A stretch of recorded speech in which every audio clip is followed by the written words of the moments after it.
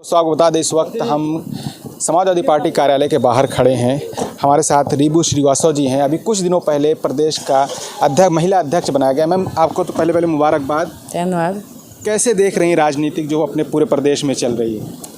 देखिए, मैं अभी सिर्फ इतना बोलूँगी कि मुझे प्रदेश अध्यक्ष माननीय अखिलेश यादव जी, समाजवादी पार्टी के जो राष्ट्रीय अध्यक्ष हैं, उन्होंने बनाया। उनको बहुत बहुत धन्यवाद। उन्होंने मुझ पर भरोसा किया और प्रदेश में महिला अध्यक्ष बनाया। तो मैं यूं ही आज पूरे प्रदेश में जो महंगाई जिस चरम सीमा पे है और बेरोज़गारी, तो सबसे ज़्यादा इफ़ेक्टेड महिलाएं ही हैं। तो आज अपने आप ही महिलाओं का जो रुझान है वो समाजवादी पार्टी की तरफ है। वो चाहती हैं कि जल्द से जल्द समाजवादी पार्टी की सरकार आए और कुछ राहत मिले महंगाई में, बेरोजगारी में।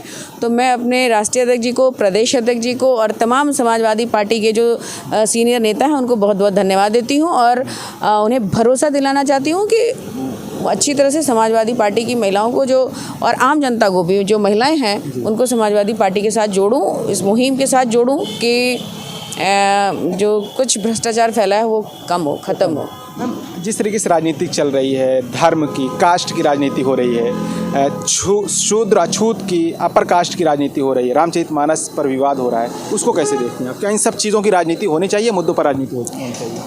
देखिए, धर्म अलग है और राजनीति अलग है, लेकिन हम सिर्फ इतना चाहते हैं कि समाजवादी पार्टी जो है वो समाजवाद की बात करती है और सबकी बात करती है, सब धर्म सब वर्ग की बात करती है।